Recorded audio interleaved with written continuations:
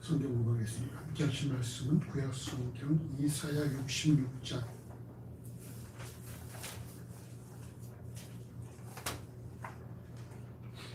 이사야 66장 11절에서 14절까지 말씀. 이사야 66장 11절에서 14절까지 말씀을 한 절씩 교도하시겠습니다. 자, 11절을 공부합니다. 구약 성경 1048쪽에 있습니다. 한 절씩 본다. 제가 11절을 공부하겠습니다. 너희가 젖을 빻는 것 같이 그 위로하는 품에서 만족하겠고 젖을 넉넉히 빻는 것 같이 그 영광의 풍성함을 인하여 즐거워하리라. 여호와께서 이같이 말씀하시되 보라 내가 그에게 평강을 강같이 그에게 열방의 영광을 넘치는 시내같이 주리니 너희가 그 젖을 빨 것이며 너희가 옆에 앉으며 그 그릇에서 놀 것이라. 어미가 자식을 위로함 같이 내가 너희를 위로할 것인즉 너희가 예루살렘에서 위로를 받으리니 너희가 이를 보고 마음이 기뻐서 너희 뼈가 연한 풀의 무성함 같으리라. 여호와의 손은 그 조종들에게 나타나겠고 그의 진노는 그 원수에게 더하리라. 아멘.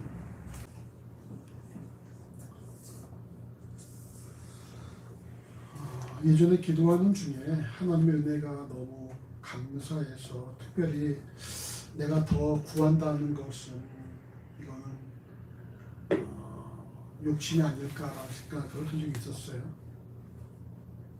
그랬다가 누가 보기에도 부족한 것이 많은 그런 작은 교회 목회자인데 너무 내가 만족하며 살고 있지 않는가라는 그런 좀 너무 내가 아니한 게 아닌가라는 생각도 있었습니다. 그래서 더욱더 내 개인적으로 만족하겠지만 더 하나님의 일이 온전히 시연될 수 있도록 더 힘써 구해야 되겠다라는 그런 자신을 발견하곤 했습니다.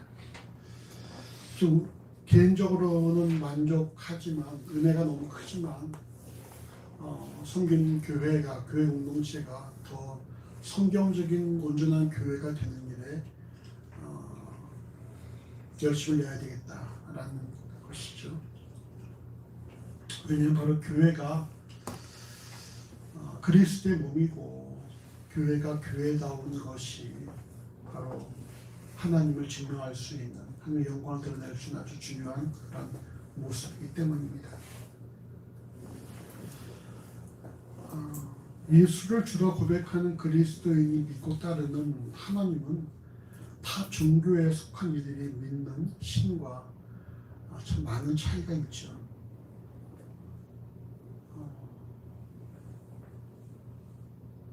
그들의 신은 말이죠. 어떤 그런 이런 현세에서 복을 주는 그런 역할을 하고 있다면 그리스도인에게 여러분 이 현장은 말이죠.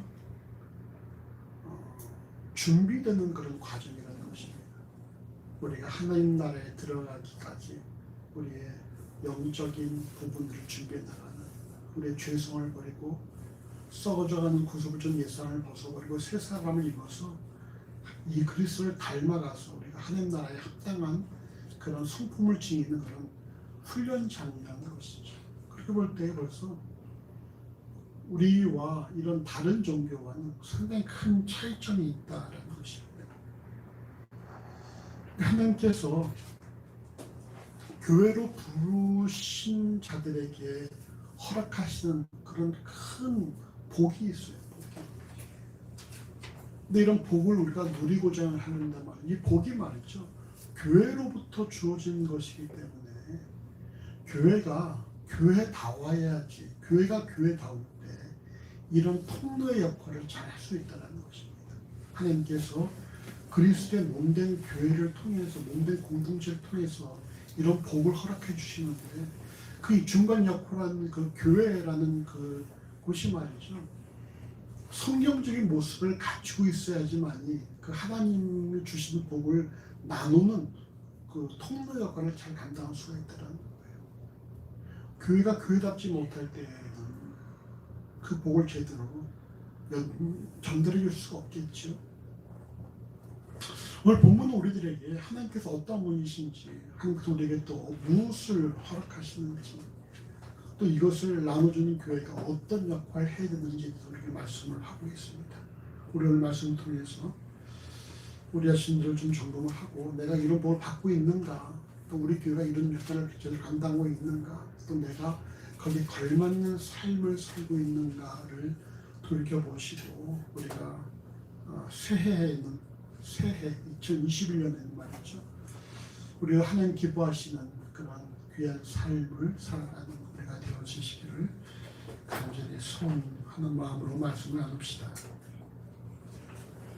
오늘 본문이 이사야 66장은 자신들의 범죄로 인해 징계를 받아 바벨론의 포로가 되었던 이스라엘 민족의 해방과 이후에 하나님께서 이스라엘을 비롯한 온 세상에 인류에게 허락하실 풍요에 대한 약속을 담고 있습니다.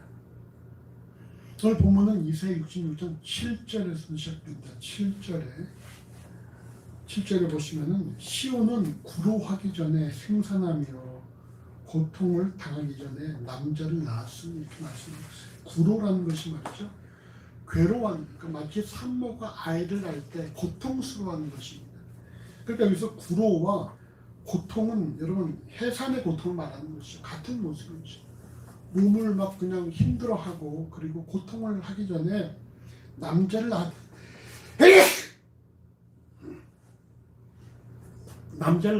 거예요.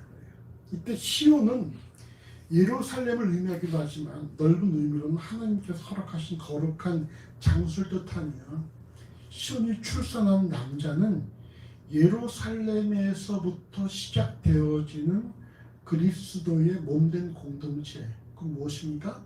바로 교회를 의미한다는 거예요. 그러니까 예루살렘에서 교회가 탄생되어질 것이다라는 그런 말씀인 것입니다. 당시 전쟁에서 패해가지고 국토를 빼앗기고 70년간 타국에서 포로로 잡혀있던 민족이 다시 자신들의 영토로 돌아와서 무너졌던 나라를 회복한다는 것은 여러분, 이건 상당히 어려운 일이죠. 대부분 많은 나라들이 말이죠, 그냥 속국이 되어졌지 그 나라가 다시 그 이름을 내걸고 일어난 나라들은 그렇게 많지 않습니다. 우리나라도 말이죠. 만약 우리나라가 영토를 빼앗겼다, 우리나라가 일제에 의해서 국권이 빼앗긴 것만이 아니라 중국인이 들어와 살고 일본이 들어와 살았다, 우리나라 사람들이 다 밖에 나가 살았다 그러면 우리가 다시 한반도를 수립한다는 것은 상당히 어려운 일일 수 있습니다. 근데 우리 우리 일제시대에는 우리나라 백성들이 이 땅에 살았기 때문에 일본만 무찌러워서 다시 나라가 회복된 것이죠. 다 떠나 있었다면 어떻게 나라를 회복할 수 있겠습니까? 왜냐면 일본에도, 일본 북쪽에 보면은 그 족속이 있잖아요. 아노이족인가? 이 사람들이 일본 사람도 아니고 러시아 사람들도 아니에요. 근데 이 족을 북해도, 그러니까 지금 북해도 쪽에 있는 사람들이죠. 홋카이도 쪽에. 그 사람들이 일본에서 그 사람들을 다 무찌르고 그 사람들 제압해가지고 그걸 자기 땅으로 만들었거든요. 그러니까 지금에 와서 어떤 그 민족을 이제 살려주면서 뭐 어떤 전통문도 만든다고 그러고 있지만 거의 그 족은 말이죠, 사라져 버렸다는 거예요. 그러니까 나라를, 이 국토를 빼앗긴 민족이 다시금 돌아와서 70년 뒤에, 그것도 말이에요, 70년 뒤에 돌아와서 다시 영토를 회복한다는 것은 그렇게 어려운 일이에요. 그래서 성경 뭐라고 말씀하고 있습니까? 8절에 보시면은 이런 일을 들은 자가 누구이며 이런 일을 본 자가 누구냐, 나라가 어찌 하루에 생기겠고 민족이 어찌 순식간에 나겠느냐, 이런 일이 불가능하다는 얘기입니다. 나라가 하루에 생길 수 없고 민족이 순식간에 날 수 없는데, 그러나 시온은 구로하는 즉시에 그 자민을 순산하였다, 이렇게 말씀하고 있어요. 고통과 바로 즉시에 순산했다는 사실입니다. 하나님께서 이스라엘을 회복한 것뿐만 아니라 바로 이스라엘 땅 예루살렘을 통해서 교회를 만드신다, 발생할 것이라 말씀하고 있다는 거예요. 이처럼 도저히 인간으로서 불가능한 일, 순식간에 즉시 발생할 수 있는 이유가 무엇입니까? 구절을 보시면 구절 같이 읽어보시죠. 여호와께서 가라사대 내가 임삼게 하였음즉 해삼게 아니하겠느냐. 내 하나님이 가라사대 나는 해삼게 하는 자인즉 어찌 태를 닦겠느냐 하십니다. 아멘. 이렇게 도저히 사람들이 생각해보지도 못했던 일들이 발생할 수 있는 원인이 어디에 있습니까? 여호와께서 하시는 것이기 때문에 가능해요. 여호와께서 하시는 것이기 때문에. 여호와께서 내가 임산케 하였은즉, 이걸 여러분 다른 성경은 이렇게 말하고 있어요. 내가 아기집을 만들었기 때문에, 내가 모태의 아기집 자궁을 만들고 거기다 내가 아이를 만들었기 때문에 내가 그 아이를 출산케 하는 것은 당연한 것이라는 거예요. 여호와께서 하셨기 때문에 이것들이 누구도 막을 수 없는 반드시 되어질 일이라는 것입니다. 그러므로 이 같은 사실을 알고 또 확인하는 이들을 여러분 66장 10절을 보시면요, 또 같이 읽어보시죠. 예루살렘을 사랑하는 자여 다 그와 함께 기뻐하라. 다 그와 함께 즐거워하라. 그리하여 슬퍼하는 자여 다 그의 기쁨을 인하여 그와 함께 기뻐하라. 아멘. 이 사실 바로 하나님께서 예루살렘을 통해서 즉시에 이 교회를 출생케 하신 것을 아는 자들, 그 사실을 확신한 자들은 말이죠, 그와 함께 기뻐하라. 그와 함께 기뻐하라. 그와 함께 기뻐하라는 그 표현이 몇 번 등장합니까? 10절에 보면은 3번 등장해요. 그와 함께 기뻐하라. 그와 함께 즐거워하라. 그와 함께 기뻐하라.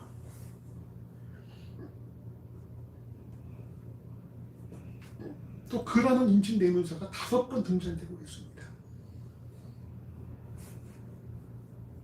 패망했던 이스라엘을 회복하시고 이를 통해 교회를 출산하시는 일을 계획하신 하나님을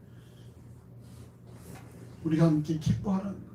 하나님께서 이 땅에 교회를 만드실 것에 대해서 우리가 함께 기뻐하라는 것입니다. 여러분, 이 교회가 말이죠, 그냥 만들어진 것이 아니라 하나님께서 계획하시고 하나님께서 이 땅에 출산케 하신 것이라는 사실입니다. 그러니까 우리가 여러분, 이 교회가 하나님으로 말미암아 만들어진 교회라는 사실을 우리가 인정하는 사람들은 하나님과 함께 기뻐하라는 거예요. 왜? 바로 이를 통해서 하나님께서 일하실 것이기 때문에.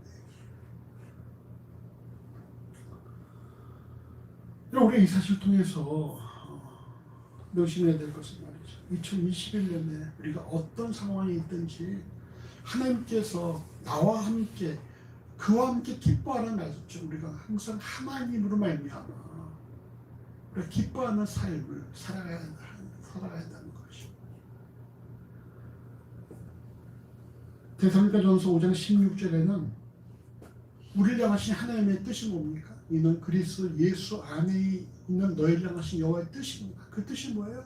항상 기뻐하라, 주님을 기도하라, 범사에 감사하라. 하나님 안에 있는 자들은 항상 기뻐할 수 있다는 것입니다. 언제든지 기뻐할 수 있다는 거예요. 왜? 하나님께서 회복하실 것을, 회복하심에 있어서 통로가 되는 그런 교회를 만드셨으니까. 하나님께서 교회를 통해서 하실 일들이 있었기 때문에 우리 그를 아는 자들은 기뻐하는 거예요.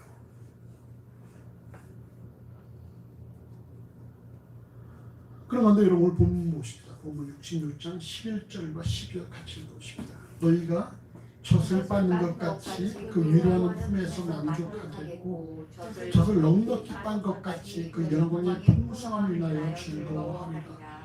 여호와께서 이같이 말씀하시되 보라, 내가 그에게 평강을 강같이 그에게 열방의 영광이 넘치는 심에 같이 주리니 너희가 그 젖을 빻 것이며 너희가 옆에 앉으며 그 무릎에서 놓을 것이라. 아멘. 우리가 하나님으로 더불어 기뻐해야 될 이유에 대해서 보면 이사야 66장 11절은 하나님 백성이 만족하겠고 또 그 영광의 풍성함을 인하여 즐거워한다, 이렇게 말씀하고 있어요. 왜 이 만족합니까? 만족한 이유가 뭐예요? 성경에 보시면은 너희가 젖을 빻는 것 같이 그 위로하는 품에서 만족하겠고, 이때 위로하는 품이 어떤 품이겠습니까? 엄마죠. 엄마의 젖을 빠는 것 같이 그 품에서 너희가 만족하겠고, 그리고 영광의 풍성은 뭡니까?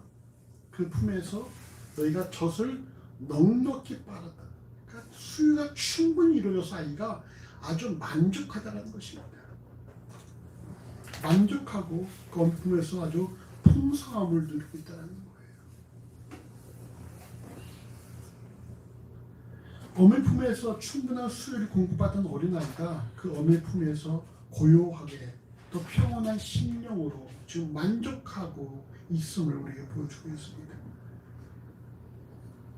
결국 오늘 본문 이사야 66장 12절은 평강의 강같이, 우리에게 익숙한 찬송이 있죠. 내게 강같은 평화, 평강이 강같이 열방의 영광이 넘치는 시내같이 주어질 것이라 말씀하고 있어요. 동일한 본문의 공동 번역은 민족들의 평화가 개울처럼 쏟아오게 하겠다. 또 새 번역은 문나라의 북의 영화가 시냇물처럼 넘쳐서 흘러오게 하겠다, 이렇게 말씀하고 있습니다.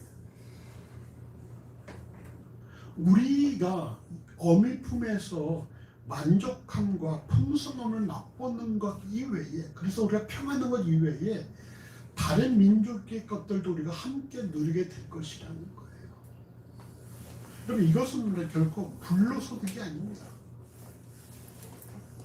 자신이 일한 것만큼은 받는 것이 정석이 아니라 말할 수 있는데 그렇지 않아요. 이게 왜 그렇지 않을까? 동영아, 어떻게 생각해? 남들의 영광도 개울처럼 흘러너에게 넘쳐날 것이다. 너희가 다른 민족의 영광과 함께 누리게 될 것이다. 너희들도 어떻게 생각해? 그거는 다른 민족을 것을 빼앗는 것이고 불로소득이라 볼 수가 있는 것인가? 우리가 판단할 수 없는. 어떻게 생각해? 경제 어떻게 생각해? 자, 네가 연구한 게 아닌데 다른 사람의 연구를 통해서 네가 덕을 봤어. 그럼 양심의 가치를 갖고 불로소득인가?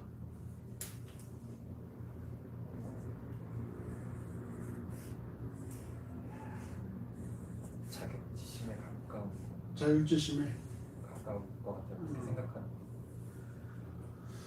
분명 사실이 뭐냐면요, 온 세계를 주관하신 분이 누구신가? 바로 하나님이라는 거예요. 주인은 누구예요? 하나님이라는 것입니다. 하나님께서 뿌리게 한 것을 거두게 하시기도 하지만 또 뭡니까? 우리가 그냥 우리 각자가 살아가는 것이 아니라는 거예요. 나만 잘하면 잘 삽니까? 그렇지 않죠. 우리가 함께 더불어 살아가는 세상이지 나 혼자 살아가는 세상이 아니라는 것입니다. 때론 내가 힘들 때 여러분 이렇게 생각할 수가 있어요. 시계를 보면 말이죠, 시간에 톱니바퀴가 많이 있잖아요. 톱니바퀴가 서로가 서로를 돌게 만들잖아요. 때론 내가 힘들어서 돌 힘이 없을 때는 내가 다른 사람의 동력에 의해서 내가 또 움직일 수가 있다는 것입니다. 이게 바로 이것이 여러분 합력해서 선을 이루신다는 거예요. 이것이 내가 심은 것이 아니지만 하나님께서 내 거를 거두게 하실 수 있다는 것입니다. 바울이 뭐라 말했죠? 심는 이가 따로 있고 물든 이가 따로 있고 거둔 이가 따로 있고. 그건 아무도 알 수 없는 것이죠. 우리 누구만 합니까? 하나님만 아신다라는 거예요. 하나님. 전도에서 그런 말씀이 있죠. 모든 것을 받았지만 누리게 하는 복을 받지 못했다. 힘써 많은 것을 얻었지만 누리게 하는 복은 얻지 못했다는 말씀하고 있어요. 무슨 말이겠어요? 일하는 사람 따로 있고 누리는 사람 따로 있다는 거예요. 그런 말도 있잖아요.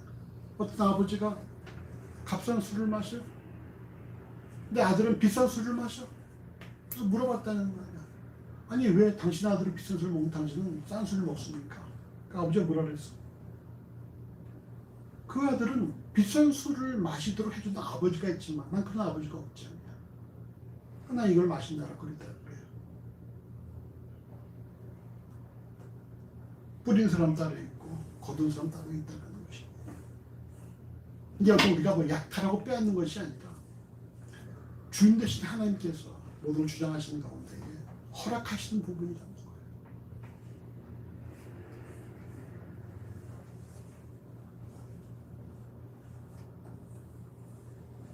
그 하나님께서 이 교회를 통해서 말이죠.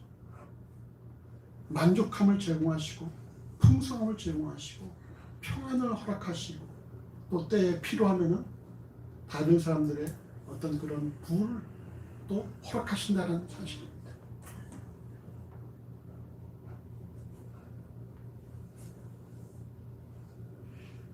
오늘 본문은 이스라엘 포함한 하나님 자녀의 회복을 어미의 품에서 젖을 빠는 어린아이의 모습에 연결하고 있는데, 이처럼 하나님 자녀의 회복을 어미의 품에서 수유한 어린아이에 비유하는 것은 하나님 자녀가 회복하기 위해서는 어미의 젖을 통해서 영양분을 공급받아야 하기 때문이지.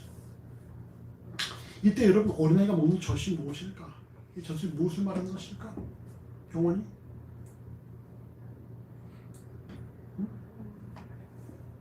젖이 뭐야?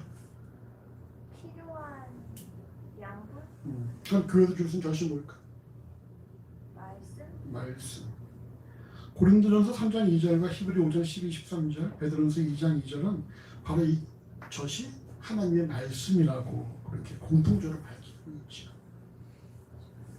이처럼 어미의 품에서 수유를 공급받은 어린아이가 만족하고 풍요로우며 평강을 누리는 것처럼 하나님과 함께 하는 모든 하나님의 자녀들 역시 그리스도의 몸된 공동체로부터 제공되어지는 말씀을 통해서 만족함과 풍요로움과 평강을 누려야 한다는 거예요. 칼빈은 말이죠. 교회가 바로 어머니라 했어요. 어머니. 교회가 어머니다. 교회가 사람들을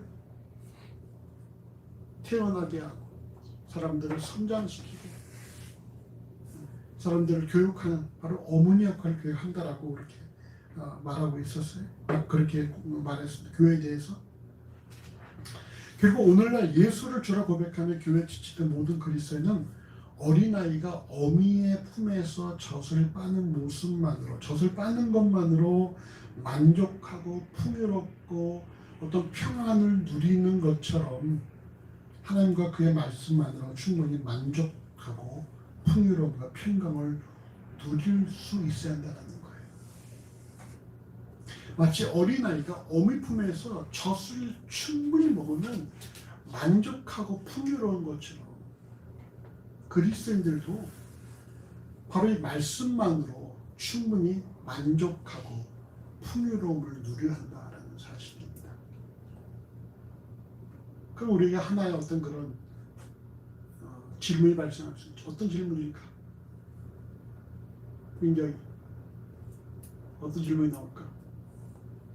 그러면 말씀만 잘 들으면 되나요?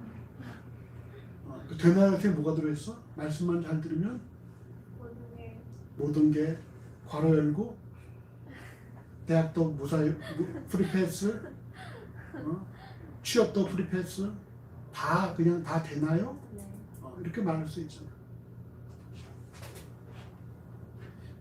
어떻게 생각해? 말씀만 하면 다 되나요? 선생님 어떻게 생각해? 말씀과 기도 만 하면 되나요? 그래서 전제된 것이 무엇이냐는 말이죠. 하나님과 그의 말씀만으로 충분히 만족하고 풍요로움과 평강을 누리고자 한다면 항상 그 심령이 어린아이의 심령이 되는, 어린아이의 심령이 되는 거예요. 어린아이는 진짜 엄마 젖 하나면은 그걸로 충분히 만족하죠. 우리는 말씀만으로 만족하지 못해. 왜? 그것만으로는 밥이 나오지 않고 그것만으로는 취업이 되지 않으니까 그것만으로는 대학 들어갈 수 없으니까 우리는 더 많은 것들을 바란단 말이에요. 근데 성경이 왜 굳이 여기서 교회에 속한 자들을 수유가 필요한 어린아이에 비유했을까?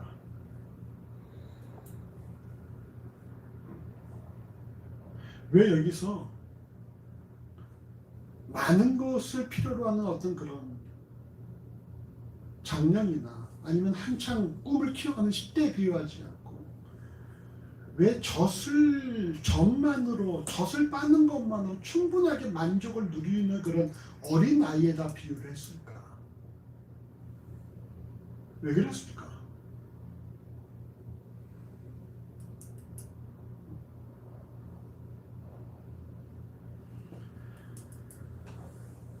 수유가 끝난 아이는 말이죠. 어떻게 됩니까? 이제 뭘 먹어요? 수유 끝나면 뭘 먹습니까? 세상 것들을 먹기 시작하는 거죠. 그리고 또 발바닥에 흙이 묻기 시작하는 것이고 그러면서 어떻게 되는 거예요? 부모 말을 안 듣기 시작하는 것이죠. 아이들은 품 안에 있을 때 자식이 돼요. 품 안에 자식이라고 하잖아요. 그건 무슨 말이야? 품에 있을 때 제일 이쁘다라는 거야.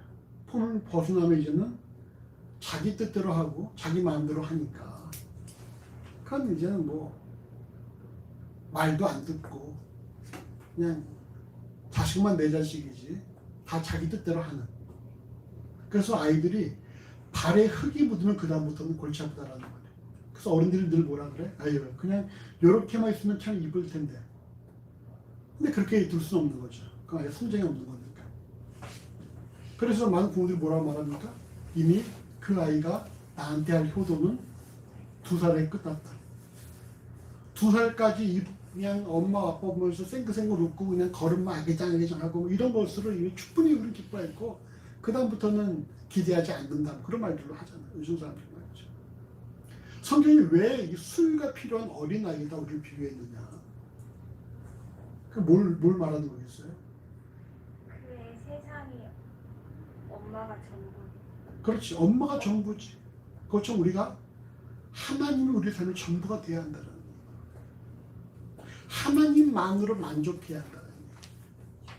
거기에 다른 것들, 뭐 대학이 들어오고 취업이 들어오고 결혼이 들어오고 이렇게 되면은 그거는 골치 아파지는 것이죠. 우리가 항상 이런 어린아이의 심령을 가지고서 하나님을 주목하고 바라봐야 한다는 거예요. 하나님만으로 내가 만족합니다. 혹 내가 원하는 거 되지 않는다 할지라도 내가 하나님 안에 있다는 사실만으로 내가 만족합니다. 왜 갑자기 그 말하니까는 이렇게 한기가 와? 그게 되지 않는다 할지라도 내가 하나님만으로 만족. 내가 우리 자주 얘기하잖아요. 가인의 후손과 셋의 후손 어떤 차이가 있어? 가인의 후손들은 기계를 만들고 음악을 만들고 목축업을 만들고 말이죠. 여러 가지 인간 문명의 발전을 가져오는 역할들을 했지만 셋의 후손은 뭐였어요? 하나님과 함께 동행하며 아이를 낳았더라. 근데 결국 오늘날 누가 약속의 후손이냐? 결코 가인의 후손이 아니라는 거예요. 셋의 후손들이 약속의 후손이라는 것입니다. 우리가 명심할 게 뭐냐면요. 하나님께서 이 땅을 주권적으로 역사하신다라는 거예요. 그리고 하나님께서는 우리 각자 개인의 실력과 재능과 어떤 그런 흔히 말하는 그런 뭐야 그거 뭐지? 그 뭐야 스펙을 하나님께서 보시지 않는다. 하나님 보시는 스펙은 단 하나야. 단 하나 뭘까? 믿음? 얼마나 하나님 나 하나만으로 만족해야 하느냐. 그거 하나 보신다라는 거예요. 그럼 나머지 하나님께서 하신다라는 얘기지. 그럼 나머지.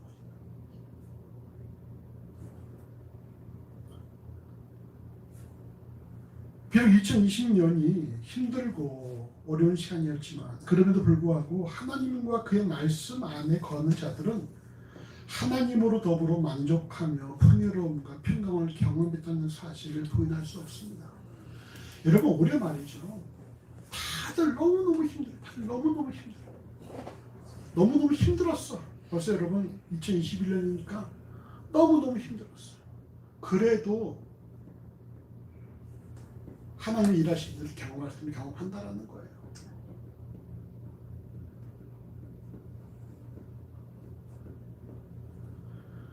동일하게 오랫동안 예수를 주라 고백한 그리스도인으로서 어린아이 심정을 지니고 하나님과 함께 그의 말씀에 따라 살아가는 삶만을 우리가 추구해 나간다면 우리 하나님께서 허락하시는 만족함과 풍요로움과 평안함을 누리게 될 수 있다는 사실입니다.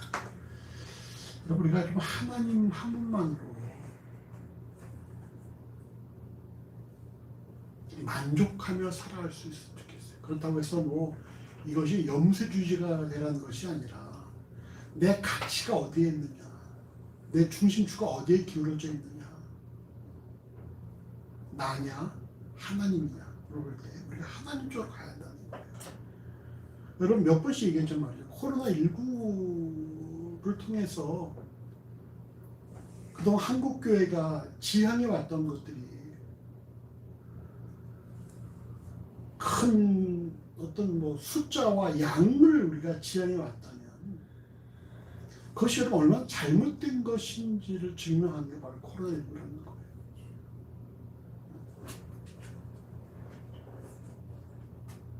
우리가 어떤 이런 성공병에 깃들인 그런 70년대부터 교회가 말이죠. 이 성공만 있어 하다못해 신대원에도 목회 성공학이라는 그런 과목이 있을 정도니까.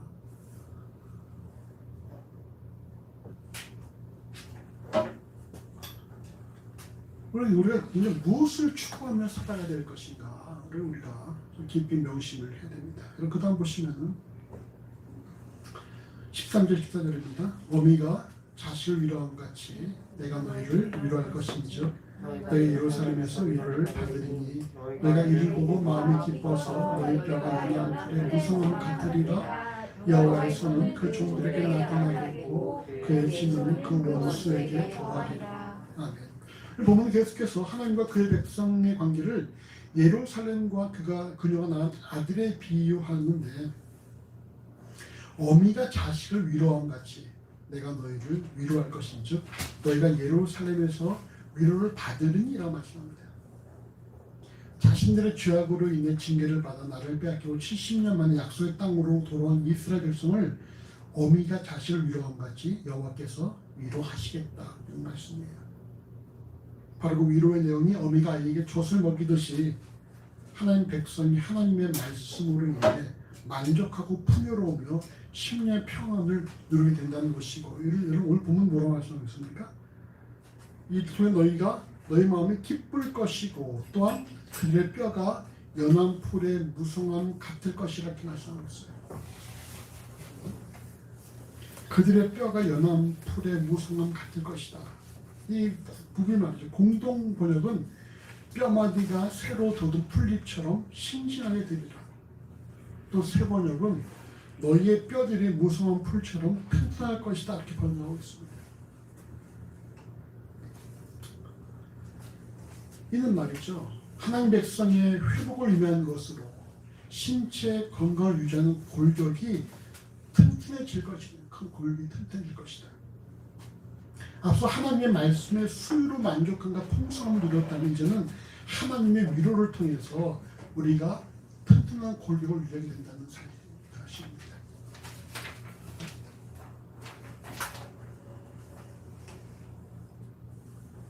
우리가 하나님의 말씀으로 심령의 만족함과 평안함과 이런 걸 누리게 되어지는 뒤도 또 하나님의 위로를 말미암아 우리의 골격이, 우리의 이 몸을 입는 골격이 튼튼해질 것이라는 사실이에요.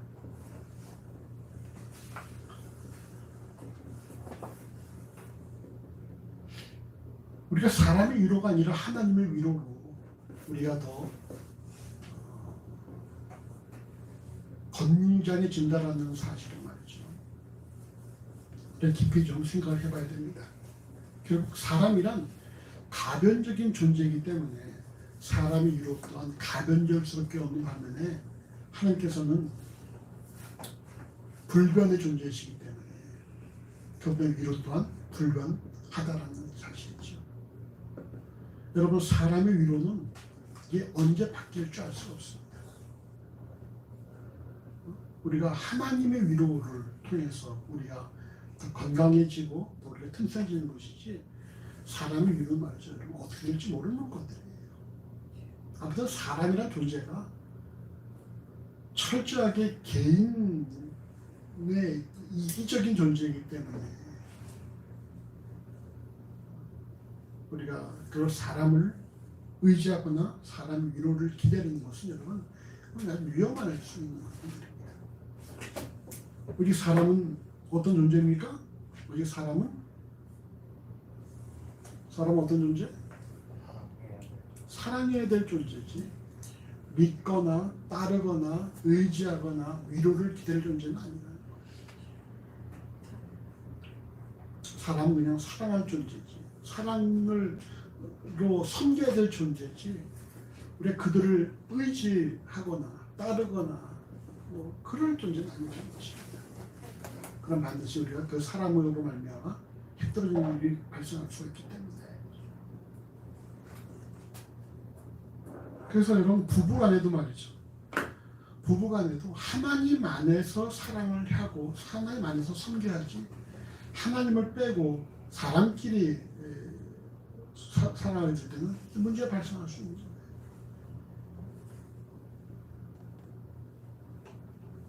특별히 요즘 연애하는 경제는 늘 주 안에서 연애를 해야 돼. 그렇지?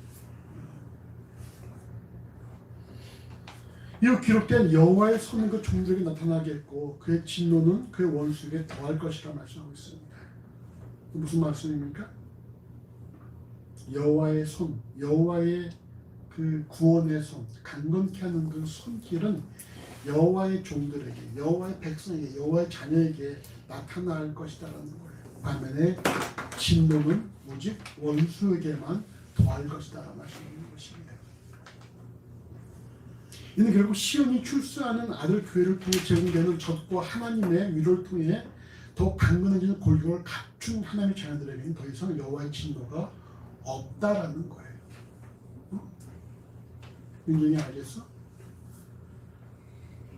하나님으로 인해 풍성함과 만족함과 평안함을 맛보고 하는 위로를 경험한 사람들에게는 더 이상의 여호와의 진노가 없다는 얘기예요.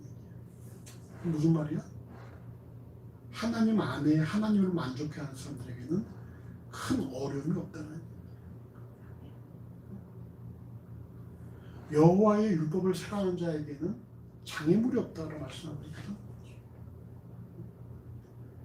우리가 나올 수 있는 질문이 그거였잖아. 그럼 말씀만 있으면 다 되나요? 오늘 보면 뭐라 말씀하는 거야? 말씀만 있으면은 된다기보다는 말씀만 있어도 진노는 없다는 얘기야. 어려움은 없다는 얘기야. 어려움이 있을 수도 있겠지.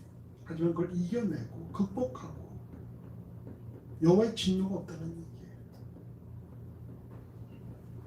민경이 믿어?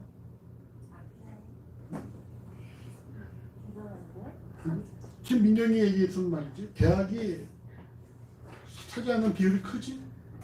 몇 퍼센트일까? 100%? 그럼 99? 90? 아니 80?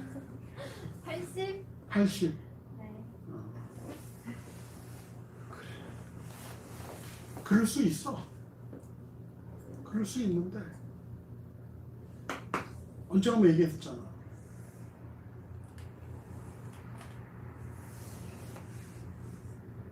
만족하지 못한 사람들은 어디 가도 만족하지 못해. 서울대들은 다 만족할까? 그렇지 않아. 서울대 내에도 큰 차이가 발생을 하지. 경주 오빠 다니는 카이스트는 다 만족할까? 아니야. 저 오빠 다니는 연세대들은 다 만족할까? 아니야. 하다못해 목사님 다녔던 신대원도 애들도 거기서 또 만족하지 못했어. 근데 만족하려면은 어디에서도 만족을 해. 근데 만족하지 못하면은 어디 갔다가도 만족하지 못해. 그리고 만족해야 할 때 하나님께서 그 심령을 사용하신다는 얘기예요. 하나님만으로 만족한 사람을 하나님께서 사용하신다는 것이죠. 왜? 그들은 깨끗한 그릇이니까.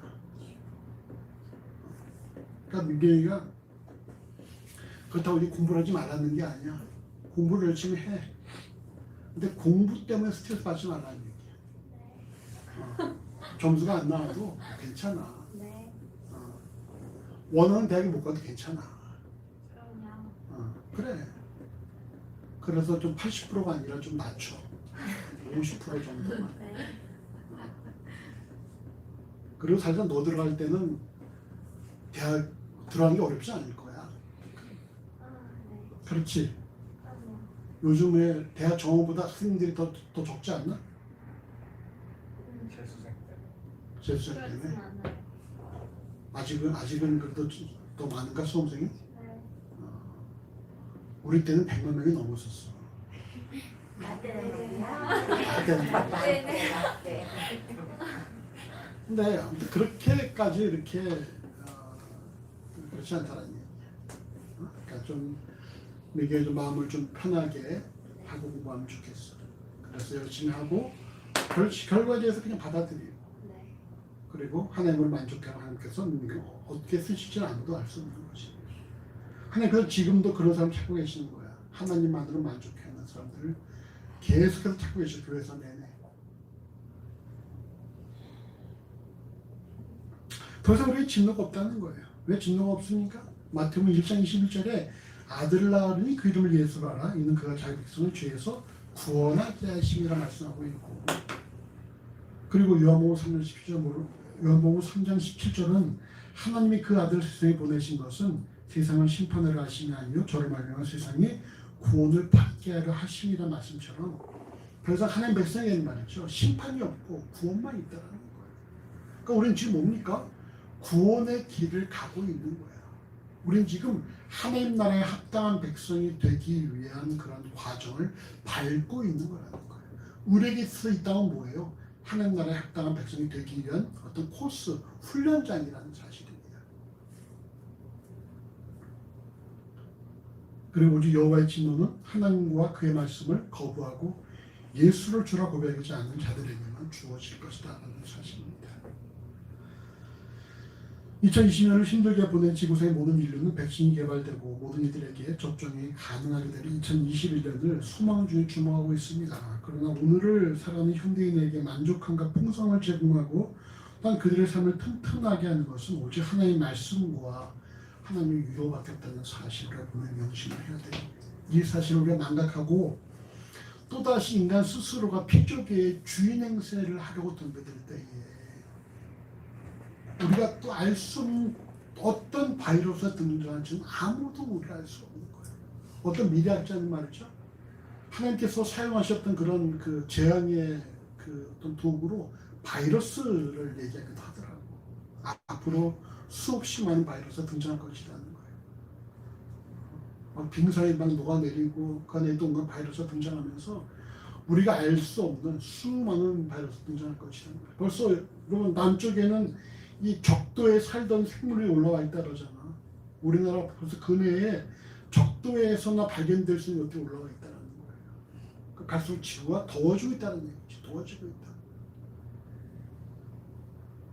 그러니까 인간들이 주인행 살면서 막 그냥 지구를 남용해가지고 우리가 알 수 없는 것들이 많이 등장할 수 있다라고 그렇게 미래학자들은 말도 합니다.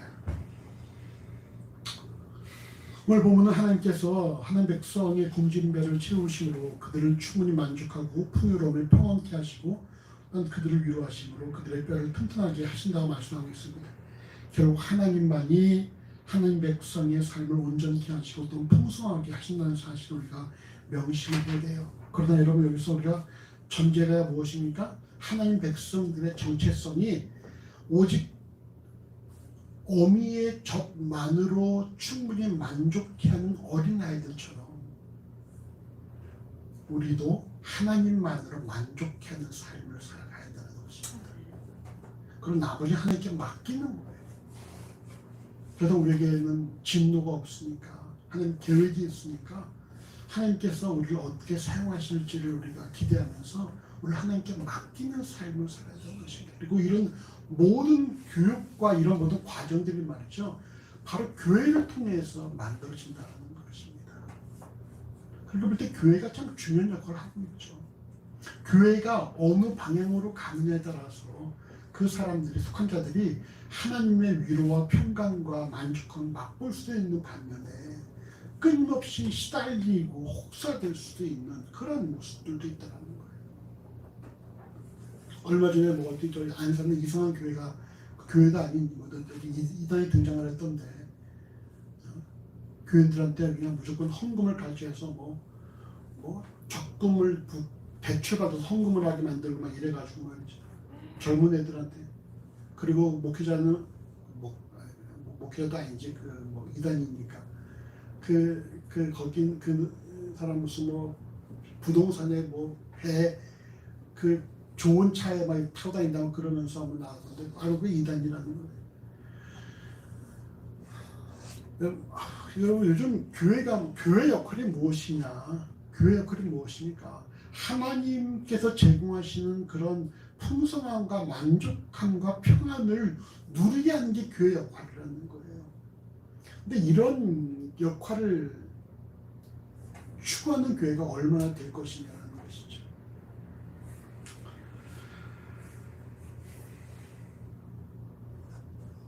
예수께서 과연 큰 교회를 원하시고 많은 사람이 모이는 것을 원하셨을까? 예수께서 오셔서 무너뜨린 그런 종교 지도자들의 그런 제도를 다시 우리가 예수 이름으로 세우고 있다라고 강하게 비판하는 그런 학자들도 있어요. 처음에 말한 것처럼 교회 역할이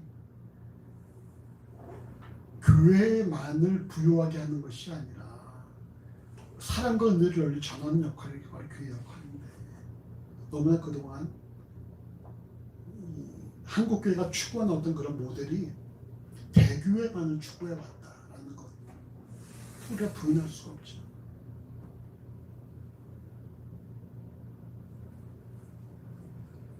교회가 교회다워야 된다. 교회가 교회다울 때 사람들한테 짓밟히지 아니하고 하나님께서 맡기신 교회 역할을 제대로 할 수 있다는 것입니다. 이번에 밴드에 올린 것처럼 오늘 그 성탄헌금 우리가 성탄헌금이 이번에 73만 원이 헌금이 됐는데 거기다가 7만 원 더 보태서 연탄 한 장 값이 800원이에요. 800원. 그래서 100장 값 80만 원을 서울 연탄은행에다 송금을 했어요. 그리고 참 감사했어. 이런 일을 우리가 할 수 있구나 사실 감사했고 앞으로도 매년 성탄헌금은 좀 더 이렇게 우리가 추가해서 서울 연탄은행이나 아니면은 뭐 한남동 연탄되는 사람들이 없지. 한남동에 없을 거야. 정동에 있을 거. 있지 않을까요? 저기 우리 한남동에 연탄 파는 데가 있나? 파는데요? 연탄을 팔아야 연탄 뗄 거 아니야. 근데 우리는 다 해줬었는데 위에 살 때. 그래서 이걸 보내면서 이거 한남동에도 혹시 있지 않을까 그랬는데 아마 알아봤으면 한남동에 있다면 한남동에다가 우리가 그거를 할 수도 있겠고 아무튼 계속 우리 앞으로 성탄헌금은 올해는 100장이었지만 언젠가 우리가 1000장도 하고 말이지 이렇게 하면서 좀 온기를 나누면서 좀 교회가 교회 역할을 하는 그런 교회가 되어야 한다는 거예요. 이게 하나님 원하시는 교회의 모습이고 이것이 우리가 이런 일을 할 때 우리가 한 게 기쁘다는 얘기야. 우리가 그 80만 원 가지고 뭐 우리가 뭐 파티하고 먹을 수도 있겠지만 부른 배는 부르겠지만 그게 우리를 기쁘게 하진 않잖아. 근데 우리가 벌써 우리가 이렇게 십시일반으로 헌금을 모아서 그거를 연탄 100전을 우리가 어려운 분들에게 함께 나눴다. 기쁘잖아. 뭐 이런 것들을 할 때 우리가 함께 기뻐할 수 있다는 얘기죠. 교회가 함께 기뻐하는 일들을 많이 만들어야 한다는 거예요. 만약에 모든 교회가 할 수 있는 모든 교회가 다 성탄공을 다 이렇게 어려운 데다가 보낸다. 그러면은 벌써 여러분 이 나라가 뭔가 좀 많이 달라지지 않겠습니까? 우리는 뭐 100만 원 이하지만은 몇 천만 원씩 돈 들도 있을 거 아니야. 교회가 하나님이 주신 복을 나누는 역할을 해야 한다는 거예요. 그래서 참 오늘 기도하면서 우리가 이런 일도 하고 우리 계속 미랄도 계속해서 두 아이를 우리가 계속 또 섬기고 있고 참 감사한 일에 감사해요. 우리가 이런 일을 하고 있구나. 우리 함께 이렇게 예배하시는 일을 이런 일을 하고 있구나. 우리 청년들도만이 아니라 여러분이 다 헌금해서 이런 일을 하고 있다는 거죠. 감사한 일에 감사해요. 그래서 앞으로 우리가 어떻게 얼마나 허락하실지 알 수 없지만 우리가 그때까지 하나님께서 허락하실 때까지 좀 교회가 하나님께서 교회를 통해 허락하시는 그런 풍성함과 만족함과 이런 평안함들을 나누고 기쁨을 나누고 온기를 나누는 그런 역할을 하는 그런 교회가 되어야 한다는 것이죠. 그럴 때에 속한 자들이 하나님을 말미암아 평안과 풍성함과 만족함을 누리고 우리가 더 영적으로 건강해지고 하나님 나라에 들어갈 어떤 그런 모습을 갖춰간다라는 거예요. 물질을 어떻게 쓰는지를 알게 되고 무엇을 추구하는지를 알게 되어지고 뭐 천장 좀 이렇게 좀 곰팡이가 쓰러도 말이죠. 그 뭐 예배한다 아무 지장 없잖아. 알아보니까 지금 여기 위층이 고시원이라서 이 공사가 쉽지가 않다라는 거예요. 엘리베이터는 최신식으로 바꿔놨는데 우리는 이랬지만 그래도 뭐 문제가 될 게 없죠.